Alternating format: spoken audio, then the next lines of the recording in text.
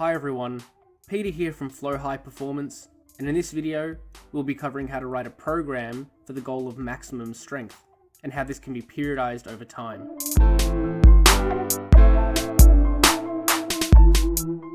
First, we need to understand what factors contribute to displaying maximal strength. It is important to recognize that strength is specific to the task being performed. This means that because someone is strong at a particular exercise, it doesn't necessarily mean that they will be equally as strong for a different exercise. Simply put, you will get stronger at the exercise that you practice. From a practical standpoint, there are two primary factors which contribute to maximal strength. These are neural efficiency and the size of the muscles involved in the lift. We will now cover what these factors are and how they contribute to strength. During exercise, the nervous system is what tells the muscles to contract at a given time. While this seems like a simple task, there are many ways that the nervous system can become more or less efficient at this process. The first is by the amount of muscle fibers being recruited. Without practice at a specific exercise, people are unable to recruit all of their muscle fibers even during a maximal lift. This simply leaves parts of the muscles not contracting, which could be involved if the nervous system could recruit it. With practice, the trainee will be able to recruit more and more muscle fibers until essentially 100% of the muscle is contracting and contributing to force production. The second is the timing of the muscle fiber recruitment. If all messages from the nervous system are directed at exactly the same time during the maximal effort lift, then more force will be produced. If they are not fired at exactly the same time, then less total force in the time frame during the lift will be produced by the muscles. The second contributing factor to maximal strength is muscle size. This is quite simple to understand after explaining the neural component of strength. Essentially, the bigger a muscle is, the more individual components there are to contract. This means that assuming the nervous system is equally efficient, a bigger muscle will be stronger than a smaller muscle. Let's use an example trainee who wants to get stronger at the back squat. They will need to practice the back squat to become more efficient at the movement, and also grow the primary muscles involved in the lift, which will be the quads and glutes for the squat. We will carry this example on throughout the video and end up with a complete strength program at the end. The first programming consideration for maximal strength is to determine the time when we need to perform at our strongest. This is important because a trainee cannot be at their peak strength at all times throughout the year. This is because peak condition requires highly specific training so that neural efficiency is very high. This means that less total volume of training will be devoted to the muscle hypertrophy side of the equation. While both factors can be trained simultaneously, there will always be a trade-off between how much volume is being directed toward each quality. This brings us back to the point of recognizing exactly when strength performance needs to peak. It is recommended that strength performance should peak only 1 to 3 times per year for health and longevity purposes. For our example trainee, let's say they have 20 weeks until they want to peak their strength.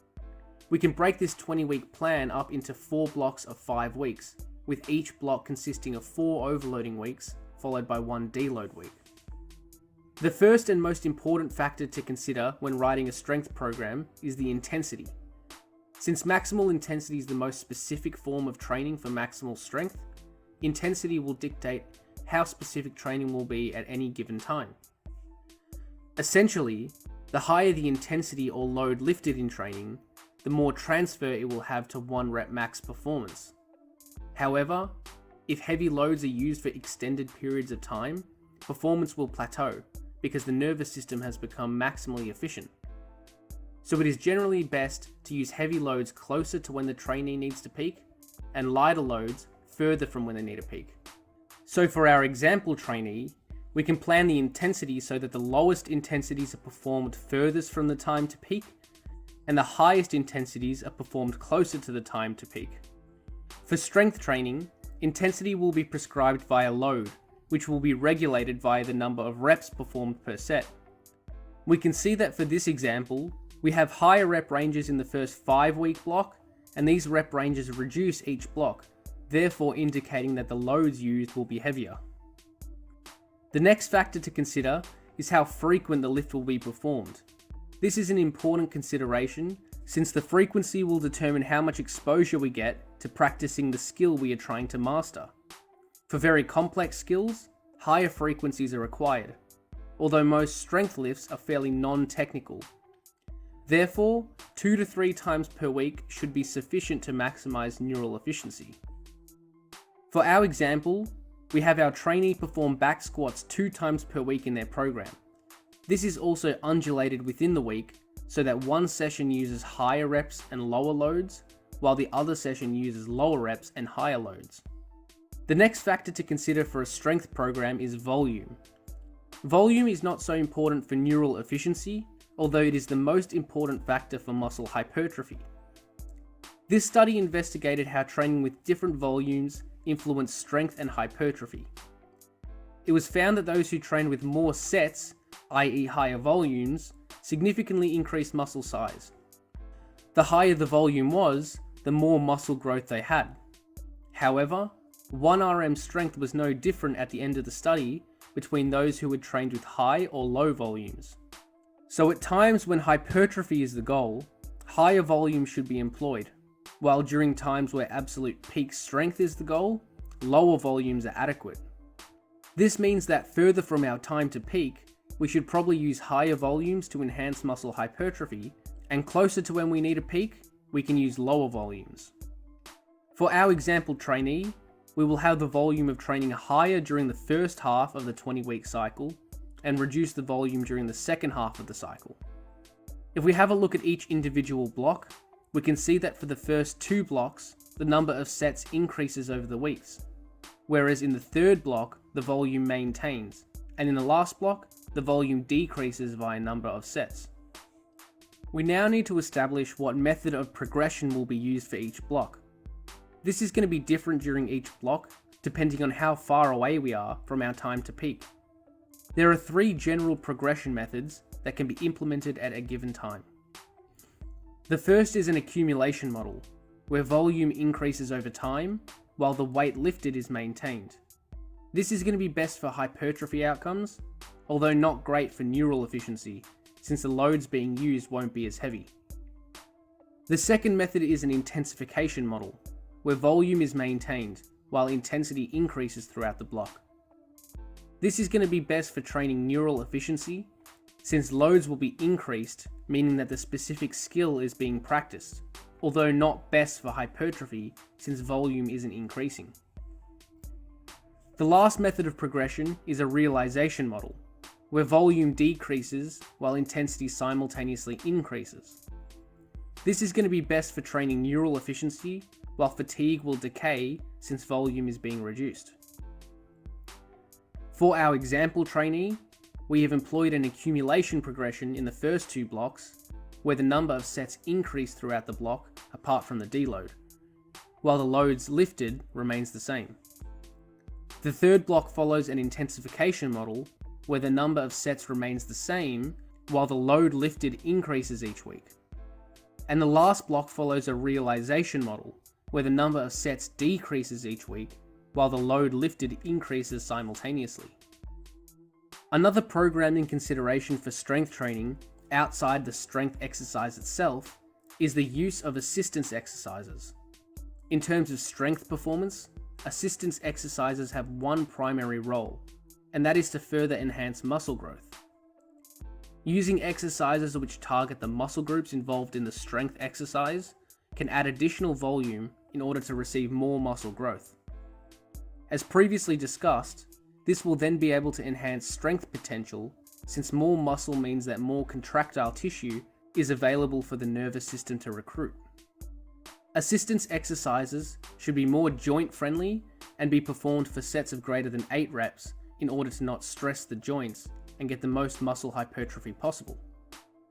The exact exercise movement pattern doesn't matter to any significant extent, since the movement will not be specific to the strength exercise anyway, so transfer will be very limited.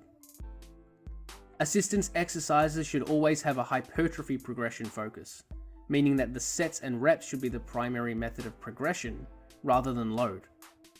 This is again so that the relevant joints aren't taxed significantly by the assistance work, while the muscles still receive a hypertrophy stimulus. For our example trainee, we may have them perform leg extensions and back extensions as assistance exercises to the squat. This will help grow the quads, glutes, and spinal erectors, which are primary muscles involved in the back squat. Reps of 10 to 15 are used to avoid overtraining the joints while still getting the hypertrophy stimulus required. Now that the primary programming factors have been discussed, the last important consideration is injury management. Injury is the fastest way to halt progress, so it should be a priority to stay healthy during training, rather than to seek optimality. A sustainable program that keeps a trainee healthy is much more effective than a theoretically optimal program that injures someone. There are a few key programming strategies that can be implemented to avoid unnecessary pain. The first is to manage total volume of all training. Regardless of how advanced a trainee is, enough volume can break anyone. It is important to ensure that the total workload of all training being conducted at a given time is able to be recovered from. Another important programming consideration is to avoid sudden changes in training. This can mean changes in volume, intensity, or exercise selection. When we change variables too quickly, the joints and tissues aren't adapted to the stress and injury risk is increased. And the last strategy to implement to reduce the risk of injury is to avoid prolonged periods of monotonous training. This means that the same training cannot be performed for extended periods of time, otherwise eventually injury will occur.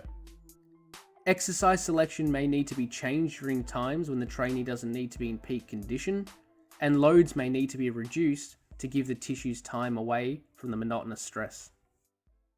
Thanks for watching, and hopefully you got something out of this video. Remember to subscribe if you haven't already.